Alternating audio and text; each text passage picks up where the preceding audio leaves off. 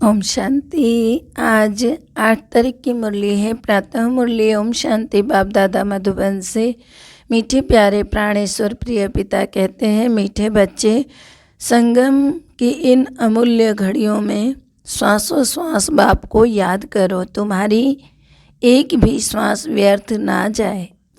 प्रश्न है, इस समय तुम्हारा मनुष्य जीवन बहुत बहुत वैल्यूबल है, कैसे? उत्तर है, इस जीवन में तुम बाप के बने हो और बाप के बच्चे बाप से पूरा वर्षा लेते हो। इसी मनुष्य तन में ही पुरुषार्थ कर तुम कौड़ी से हीरे जैसा बनते हो, बेगर से प्रिंस, इंसॉल्वेंट से 100% सॉल्वेंट बनते हो। इसीलिए तुम्हें इस समय को व्यर्थ नहीं गंवाना है। हर श्वास बाप की याद में रहकर सफल करना है। कर्म करते भी याद में रहना है। गीत है, यह वक्त जा रहा है, करना है जो भी कर ले, यह वक्त जा रहा है। ओम शांति, ओम शांति। यह जो इस समय मनुष्य का जीवन है ना, इसको अमूल्य कहा जाता है। बच्चे भी समझते हैं और बाप भी समझाते हैं कि यह तुम्हारा अंतिम मनुष्य का जन्म है, यह बहुत वैल्यूबल है, इसका मूल्य कोई कर नहीं सकता है। वैसे देखो, यह टाइम भी बहुत वैल्यूबल है। तुम बच्चे जानते हो कि अभी हम कौड़ी से हीरे जैसा व बैगर से प्रिंस, इंसॉल्वेंट से 100% सॉल्वेंट बन रहे हैं। यह तुम्हारा मनुष्य तन है ना, यह बहुत वैल्यूबल है। तुम्हें मनुष्य तन में अंतिम समय, यह कलयुग का अंतिम समय, लेकिन परमात्मा का धरती पर आने का समय, इसलिए बाबा ने कहा भगवान से मिलन का वक्त है, इसलिए बहुत वैल्यूबल तन है यह। चाहे कितना भी गंदा है, कैसा भी है, इसी तन से हमको भगवान मिले हैं और इस तन का भी धन्यवाद है। ये इतना नहीं गंदा होता, इतना नहीं गिरता, सब के सब नहीं गिरते तो भगवान भी कहाँ आते। तो इसीलिए हर एक शुक्रिया करे, जो हैं जैसे हैं सब उनके हैं और उनकी प्राप्ति होना, हमारे सारे जन्मों का पाप धोना, भगवान से मिलन मनाना, इसीलिए वैल्यूबल है। समझ आया ना सबको? और मनुष्य को उनके जीवन का कोई वैल्यू नहीं है, क्योंकि तुम बच्चों को इस समय अपना श्वास व्यर्थ नहीं गंवाना चाहिए। तुम्हें वैल्यू होना चाहिए, क्योंकि तुम बाबा से मिले हो। बाबा कहते हैं कैसे इस समय को सफल करना है, कैसे जन्मों जन्मों की प्राप्ति करनी है, वो सो तो बाप समझाते हैं। श्वासों श्वास याद करो बाप को। मनुष्य भक्ति मार्ग में तो अनेक प्रकार के सिमरन करते हैं, वह तो है अनेकों की व्याभिचारी याद, अर्थात मूर्तियों के आगे जा जाकर माथा टेकते हैं, गुरुओं के आगे जाकर माथा टेकते हैं। सब देहधारी हैं और सबको शिव परमात्मा ने बनाया है, परंतु हमें स्वयं परमात्मा मिले हैं तो हम उन्हीं के आगे बैठ कर के उनसे बात करते हैं। तो कितना वैल्यूबल समय है देखो। तो तुम बच्चे एक के सिवाय और किसी को याद भी नहीं करते हो। स्वयं शिव बाबा कह रहे हैं, ये कोई मनुष्य नहीं कह रहा है। सारा संसार व्यर्थ बातों में लगा हुआ है और हम सब देखो गुप्त रूप से सब तपस्या में बैठे हैं। तो बाबा समझाते हैं, बच्चे श्वासों श्वास व्यर्थ न जाए, श्वासों श्वास कोशिश कर बाबा को याद करना है। ऐसे डायरेक्शन मिलते हैं, इसमें कोई जाप आदि नहीं करना है। हमारा स्वधर्म है ही आवाज़ से परे रहने का। हमें शांति में रहना है, मौन में रहना है। मन का मौन हो, मन में शिव बाबा विचरण करता हो, मन में शिव बाबा से बातचीत होती हो। बाहर में चुप हैं लेकिन अंदर में बाबा के साथ बातचीत चल रही है। तो ऐसा हमको अपना जीवन बनाना है। और ये समय निकल गया ना तो कभी आएगा नहीं, इसलिए सब अपने आप को संभाल लीजिए। बाबा ने वक्त दिया हुआ है कि 2022 के साथ ही बहुत सारी समस्या आ सकती है और इसलिए जितना हो सके अभी याद करें। आगे तो जाकर याद करने के लिए भी वक्त हो सकता है ना मिले, क्योंकि इतनी त्राही होनी है। जो करना है अभी कर लेना है।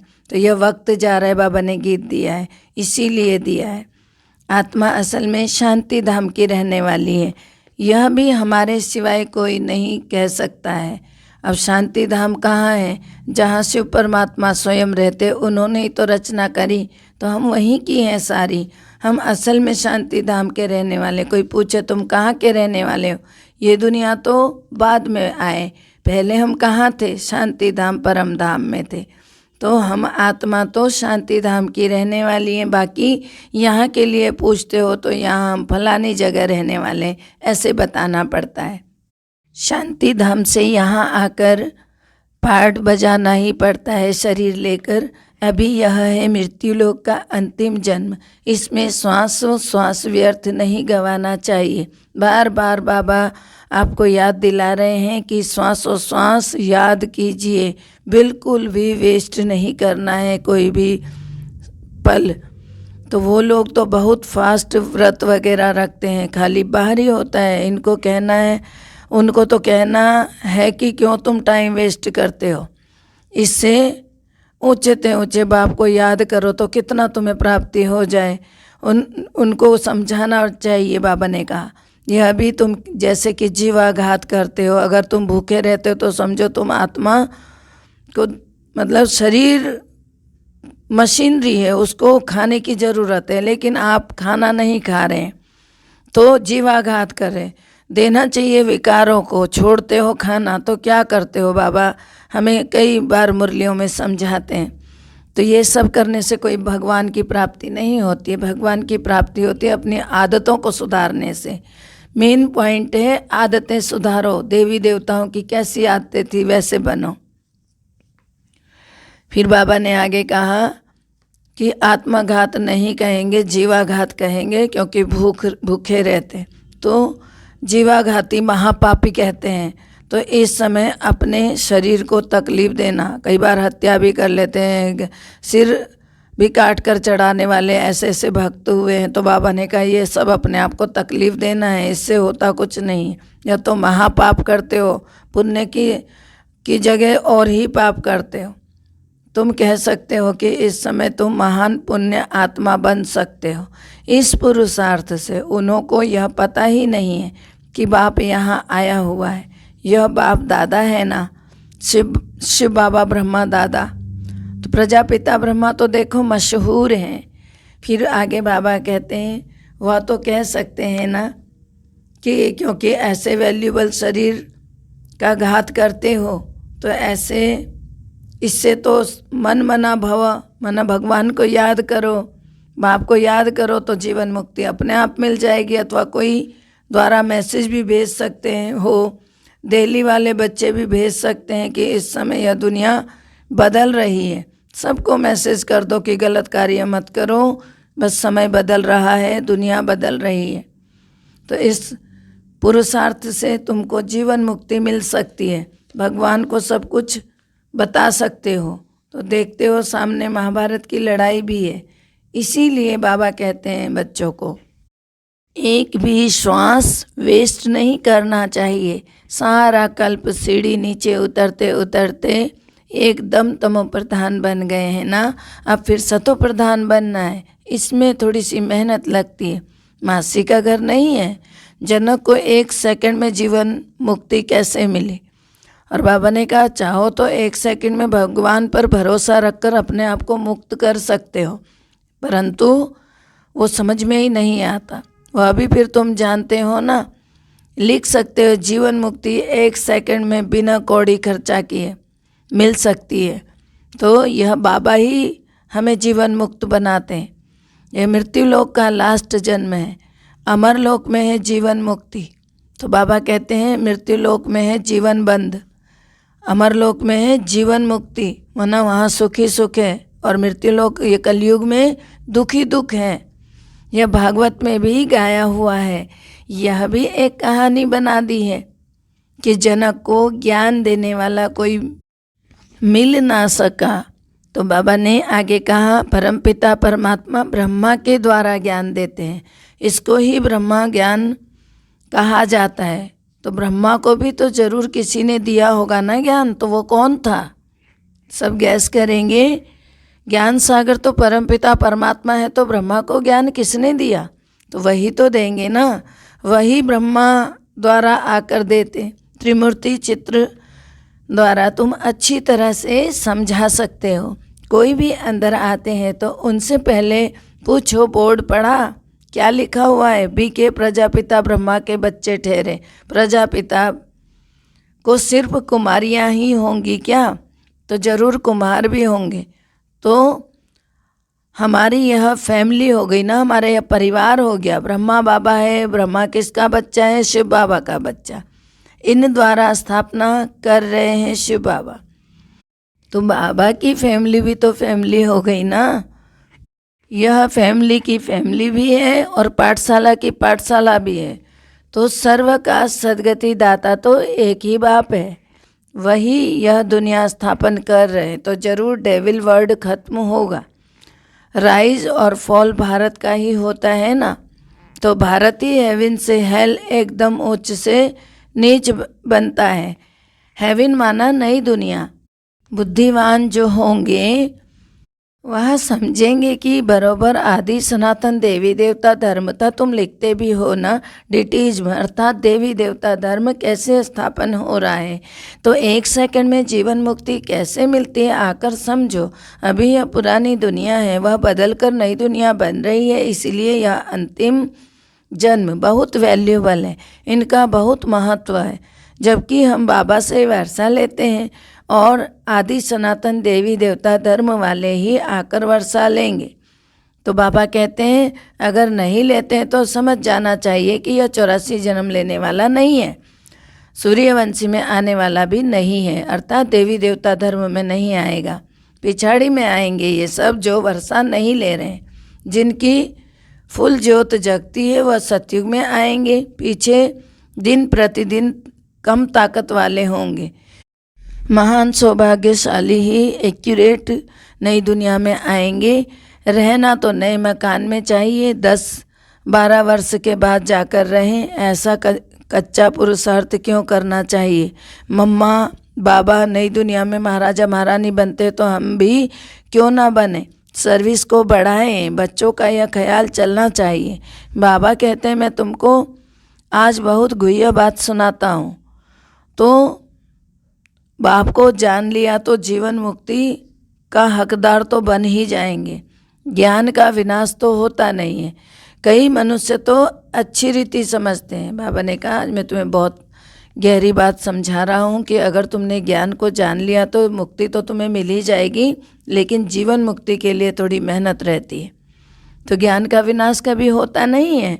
कई मनुष्य तो अच्छी रीति समझते भी हैं कि कोई तो कुछ नहीं समझते हैं, फिर कोई समझता है, फिर कोई समझता भी नहीं है। ऐसे ही देखकर चले भी जाते हैं। कोई कहकर भी जाते हैं कि हम जरूर आएंगे, परंतु माया ऐसी है जो भुला देती है। माया बिल्ली कम नहीं है।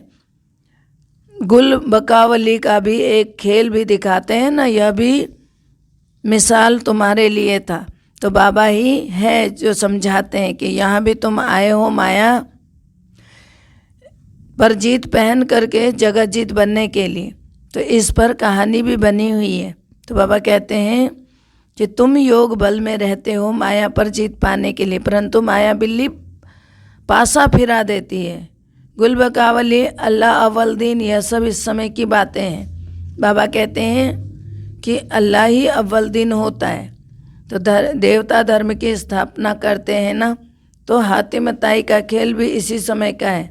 तो बाप को न याद करने से माया आ जाती है। जो कुछ हो चुका है उनकी बैठ बाद में कहानियाँ बनाते हैं। ये 5000 वर्ष पहले जो हुआ था उसकी कहानियाँ बनी थी, अब भी वही जो चल रहा है उसकी कहानियाँ बनेंगी। जो होने वाला है वह तो कुछ बताते नहीं हैं, लेकिन जो हो चुका है उसकी बातें करते रहते हैं। शास्त्रों में यही चलता है, जो कुछ हुआ है ना उसी का ड्रामा बनाते रहते हैं। कंस वध, अमृत मंथन, किस्म किस्म के खेल बनाते रहते। वह बेचारे यह नहीं जानते कि बेहद का ड्रामा है। या तुम जानते हो यह अनादि अविनाशी ड्रामा है। मनुष्य तो देखो कुछ भी नहीं जानते हैं ना, फिर ड्रामा देखो कितने वर्ष का है। बल्कि कहते हैं ना हिस्ट्री रिपीट होती है, परंतु समझते नहीं हैं। फिर बाबा ने कहा कि बाप किस्म किस्म के राज समझाते हैं कि बुद्धि में यह बैठे। हमारा यह अंतिम जन्म बड़ा वैल्यूबल है, इसमें टाइम वेस्ट नहीं करना है। और देखो कितनी मज़े की बात है, वहाँ पर बीती हुई बातें बताते हैं, यहाँ आने वाली बातें बाबा बताते हैं, आगे क्या होगा, आगे क्या होगा। इस बात को सभी समझें, बाबा की मुरली आगे आने वाली बातें बता रही है, लेकिन शास्त्रों में जो बीती बातें हैं, हमारे ही समय में जो बीत चुकी हैं, उनको ले लेकर कहानियाँ बनाते हैं। तो कितना फ़र्क हुआ देखो। तो बाबा ने कहा कि इसमें थोड़ा जो यह समय है, इसमें आपको वेस्ट नहीं करना टाइम का। हथ काढ़े दिल याडे, अर्थात अपने प्रभु को याद करते रहो, कर्म भले करते रहो, काम धंधा भी नहीं छोड़ना है ना। तो आत्मा ही कहती है ना, मुझे तंग नहीं करो, मेरी दिल को ना दुखाओ। तो बाबा कहते हैं देखो ये कौन कहता है, अंदर जो शरीर के अंदर आत्मा बैठी वो कहती है। बुद्धि समझती है, जज करती है कि यह हमको दुख देते हैं, यह दुख देते हैं। तो आत्मा शरीर के बिना तो कह नहीं सकेगी ना ये बात, यह दुख दे रहे हैं, यह सुख दे रहे हैं, यह कब कहेगी आत्मा? जब वो शरीर के अंदर है, शरीर को चला रही, शरीर के द्वारा ही कहेगी। तो आत्मा ही सब कुछ सीखती है, संस्कार आत्मा में ही भरते हैं। अभी तुमको परमपिता परमात्मा सिखला रहे हैं। तुम जानते हो बाबा ज्ञान का सागर है, पतित पावन है, तो वह भारत के लिए सौगात ले आते ना बैकुंठ की, इसीलिए गाया हुआ है कि सर्व के सदगति दाता। उनका तो बर्थ प्लेस कहाँ है? भारत कहलाता है। सोमनाथ का मंदिर कहाँ बनता है? भारत के अंदर बनता है। शिव बाबा आया कहाँ था? भारत में ही आया था, तब तो उसका यादगार मंदिर बनाया ना। तो बाबा कहते हैं वह कब आए, क्या करके गए, यह कभी जानते नहीं है कोई। लक्ष्मी नारायण थे, फिर कहाँ गए वह भी थोड़ी समझते हैं कि वह इस पतित दुनिया में है, परंतु पहले सतो प्रधान थे तो लक्ष्मी नारायण थे, अभी क्या बन गए? पतित दुनिया के पतित मनुष्य बने पड़े। पहले सतो प्रधान थे, फिर चक्कर लगाकर अंतिम जन्म में बिल्कुल तमो प्रधान बन गए। तो नाम रूप भी बदल जाता है ना, इसीलिए पहचान ही खत्म हो जाती है। हर जन्म के फीचर्स भी तो अलग अलग होते हैं ना, ये बना बनाया ड्रामा है, इसमें ज़रा भी फ़र्क नहीं पड़ सकता। फीचर्स एक ना मिले दूसरे से। बाबा को बच्चों पर रहम पड़ता है कि बच्चे अपने बाप को जान लें, मालूम तो पड़ता है ना। बीके वृद्धि को पाते रहते हैं, अर्थात बीके बढ़ते जाएंगे। जो फेरा पहनने वाले होंगे वो तुम्हारी प्रदर्शनी में आएंगे तो सभी दिन प्रतिदिन नाम वाला होता जाएगा। बाबा ओपिनियन की भी किताब छपवाते हैं, कौन क्या कहता है, कौन क्या कहता है, उन बातों की भी किताब बनती है बाबा के यहाँ। वह भी काम में आती है, फिर बहुतों को भेज भी देनी पड़ती है। बच्चे जो सर्विसेबल हैं उनको सारा दिन ख्यालात रखने पड़ते हैं, वह झट कहेंगे भल भी के आकर मिल सकती हैं। भूख हड़ताल रखते हैं तो भी 10-12 दिन के बाद कमज़ोर हो जाते, फिर इतनी बात नहीं कर सकते। तुम्हारी बात को समझेंगे और कहेंगे कि बरोबर जीवन मुक्ति पाने का यही ठीक रास्ता है। सर्व का सदगति दाता, तो फिर बाबा कहते हैं एक मैं ही हूँ, बाकी सब है भक्ति मार्ग के गुरु। और गुरु तो बहुत हो गए ना, कितने गुरु हो गए? बहुत हो गए। बाबा ने कहा स्त्री का पति भी गुरु ही कहलाता है। यहाँ भारत में ऐसा चलन है, कथा सुनाने वाले को भी गुरु कह देते हैं। यह सब समझने की बातें होती है। फिर बाबा ने बताया कि बच्चों का माथा तो बहुत विशाल होना चाहिए ना सर्विस के लिए, माना बुद्धि बहुत विशाल होनी चाहिए। बाप को याद कर रावण पर विजय पानी है, श्वास व्यर्थ नहीं गंवाना है। जो समय बर्बाद करते रहते हैं उनको बेसमझ कहा जाता है। बाप कहेंगे किसका जीवन हीरे जैसा बनाने में तुम सर्विस नहीं करते हो, कितना waste of time, waste of energy करते हो, कुछ भी समझते नहीं है, इसलिए पत्थर बुद्धि कहा जाता है। इसमें सारी योग की बातें, बाप को याद करो और वर्षा ले लो। बाबा कहते हैं यह अर्थ भी कोई समझ नहीं सकते, वह तो ब्रह्म को याद करते रहते। बाप कहते हैं मुझे याद करो तो विकर्म विनाश हो जाएंगे। फिर बाबा ने कहा कि ब्रह्म कोई पतित पावन है क्या? पतित पावन तो परमपिता परमात्मा है। ब्रह्म कैसे हो सकता है? बेचारे बहुत भूले हुए हैं। बाप बच्चों को फिर भी कहते हैं, बच्चे टाइम वेस्ट नहीं करो, बाप को याद करो। बाबा जानते हैं कई बच्चे दिन रात बहुत टाइम वेस्ट करते हैं, इसीलिए बाबा बार बार समझा रहे। सारा दिन कुछ पुरुषार्थ भी नहीं करते हैं। बाबा अपना मिसाल भी बताते हैं। भोजन पर बैठते हैं तो भी बाबा को याद करते हैं। तो बाबा ने कहा, हम तो दोनों इकट्ठे खाते हैं, शरीर में दो आत्माएं हैं।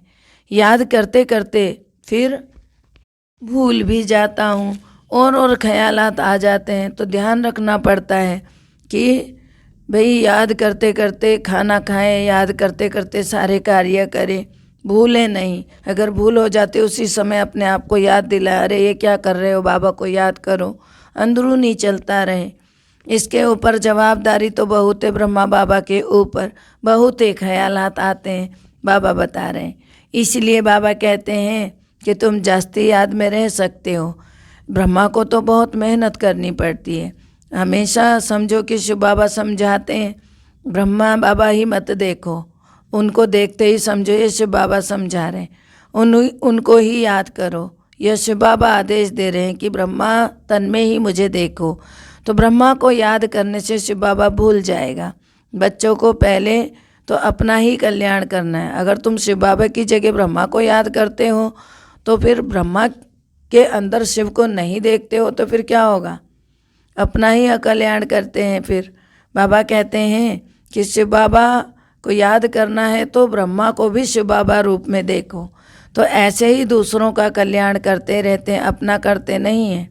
कई तो बस टाइम वेस्ट करते हैं, औरों को आप समान बनाते खुद भी गुम हो जाते हैं। बाबा कहते हैं बनाने चलते हैं दूसरे को कि चलो भगवान के बन जाओ और खुद ही जाकर वहाँ गुम हो जाते। वंडर है ना कि यह भी तुम समझते हो, तुम अनुभव भी सुनाते हो, और कोई सत्संग आदि में थोड़े ही समझाते हैं। यहाँ भी नंबरवार धारणा होती है। तो यह नॉलेज बुद्धि में धारण की जाती है। गाते भी है ना, भर दो झोली, यह नॉलेज तो बुद्धि में भरी जाएगी ना, वह झोली में भरी जाएगी। तो बाबा कहते हैं झोली में नहीं, अपनी बुद्धि में भरो इस नॉलेज को। तो पारस बुद्धि और पत्थर बुद्धि गाया जाता है ना। पत्थर बुद्धि क्या कहते हैं? भर दो झोली। पारस बुद्धि क्या कहते हैं? बुद्धि को भर लो इस ज्ञान से। तो तुम्हारा यह जीवन बहुत अमूल्य है, इसमें पुरुषार्थ की बहुत ज़रूरत है। गृहस्थी व्यवहार में रह करके भी सब कुछ करना है। सरकमस्टांसेस देखे जाते हैं। भल कुमार है, देखा जाता है, सर्विस अच्छी कर सकते हैं तो छुड़ा भी लेते हैं। अगर मान लो घर में दिक्कत हो रही और कुमार है, सब तंग कर रहे हैं कि भाई तुम ये क्या करते हो, कैसे करते हो, अगर वो चाहता है कि भगवान का बने तो बाबा बुला भी लेते हैं कि आ जाओ मेरे पास और यहाँ सर्विस करो। ज़रूरत नहीं है दुख पाने की बाहर। हर एक का सरकमस्टांस देखकर माना सबकी आदतें और समस्या देखकर भी बाबा राय देते हैं। तो सर्जन नब्ज देखने बिना राय नहीं दे सकते। अंदरूनी कितना बाबा का बना है वो सब देखा जाता है, उसके बाद राय दी जाती है। यह अविनाशी सर्जन है ना, ये सबको चेक कर लेते हैं। भगवान कह रहे हैं कि मैं एक सर्जन भी हूँ, जो जिसको मैं इस लायक समझता हूँ कि वो मेरी सर्विस कर सकता है तो उसको ही मैं बुलाता हूँ, वरना हर एक ऐरे गहरे को नहीं बुलाता हूँ। हर एक ऐरा गहरा थोड़ी आ सकता है, यहाँ नहीं आ सकता। आत्मा को मन मना भव का इंजेक्शन लगाते हैं। इसका यह एक ही इंजेक्शन है जो 21 जन्म के लिए एवर हेल्दी बना देते। प्रजापिता ब्रह्मा के देखो कितने ढेर बच्चे हैं, कितना बड़ा गृहस्थी है वो। प्रजापिता ब्रह्मा बाबा के तन से शिव बाबा आते हैं तो कितने ढेर बच्चे हैं। तो यह बेहद का गृहस्थ व्यवहार है। तो यह शिव बाबा का रथ है ना, शिव बाबा की वन्नी है, बाबा कहते हैं कई बार मुरलियों में। तो शिव बाबा इन्हीं के मुख के द्वारा ज्ञान सुना सुना कर सबको अपना बनाते हैं, अपने पास खींचते हैं। तो कितनी आमदनी होती है, बाबा कहते हैं। तो ये बाबा का रथ है ना, इसीलिए मैं इसी रथ में बैठ नॉलेज देता हूँ, नहीं तो कैसे दूंगा। फिर बाबा ने कहा कृष्ण तो देखो होता है सतयुग में, वही आत्मा अभी सांवरी बनी है, तो इनके बहुत जन्मों के अंत में मैं प्रवेश करता हूँ, जिसको कि ब्रह्मा कहते हैं। ये वही कृष्ण की आत्मा है जो आदि में थी और वही अभी सांवरी बनी है, तो मैंने उसी आत्मा का रथ लिया हुआ है। तो इसका नाम क्या है? ब्रह्मा है। इसीलिए भाग्यशाली रथ गाया हुआ है। अच्छा, मीठे मीठे सिकिलदे बच्चों प्रति माता पिता बाप दादा का याद प्यार और गुड मॉर्निंग। रूहानी बाप की रूहानी बच्चों को नमस्ते। हम रूहानी बच्चों की रूहानी बाप दादा को दिल व जान से, सिख व प्रेम से याद प्यार, नमस्ते, गुड मॉर्निंग, ओम शांति। शुक्रिया मेरे प्यारे मीठे बाबा, शुक्रिया। धारणा के लिए मुख्य सार है, पहला है अपना तथा दूसरों का जीवन हीरे जैसा बनाने की सेवा करते रहना है। टाइम, मनी, एनर्जी बर्बाद नहीं करनी है। दूसरा, दूसरों का कल्याण करने के साथ साथ अपना भी कल्याण करना है। बुद्धि रूपी झोली में ज्ञान रत्न धारण कर दान भी करना है। मीठे प्यारे बाबा वरदान दे रहे हैं, प्रारब्ध की इच्छा को त्याग अच्छा पुरुषार्थ करने वाले श्रेष्ठ पुरुषार्थी भव। प्रारब्ध की इच्छा को त्याग अच्छा पुरुषार्थ करने वाले श्रेष्ठ पुरुषार्थी भव। श्रेष्ठ पुरुषार्थी उन्हें कहा जाता है जो पुरुषार्थ की प्रारब्ध को भोगने की इच्छा नहीं रखते। जहाँ इच्छा है वहाँ स्वच्छता खत्म हो जाती है और सोचने वाले बन जाते। जो यहाँ ही प्रारब्ध भोगने की इच्छा रखते वह अपनी भविष्य कमाई जमा होने से पहले कमी कर देते। अर्थात जिनको यहाँ सुख मिलता है बहुत ज़्यादा, आगे जाकर फिर दुख मिल सकता है। इच्छाएं ज़्यादा पूरी करवाते हैं बाबा से, तो फिर आगे सतयुग में छोटा पद हो जाता है। इसलिए इच्छा के बजाय अच्छा शब्द याद रखो। श्रेष्ठ पुरुषार्थी सदा फ्लॉलेस बनने का पुरुषार्थ करते हैं, किसी भी बात में फेल नहीं होते। स्लोगन है, साधन कमल पुष्प बनकर यूज़ करो, क्योंकि ये आपके कर्म योग का फल है। कितना सुंदर स्लोगन दिया, साधन को कमल पुष्प बनकर यूज़ करो, क्योंकि यह आपके कर्म भोग का फल है। समझ आया ना सबको? क्योंकि जो भी साधन आपको मिले हुए हैं एकदम पवित्रता से यूज़ करना है, क्योंकि आपने जो योग किया कर्म योग उसका फल है। ओम शांति। सबका भला हो, सब सुख पाएं, सब परमात्मा से जुड़ जाएं। सबका भला हो, सब सुख पाएं, सब परमात्मा से जुड़ जाएं। सबका भला ही भला हो, भला ही भला हो। ओम शांति।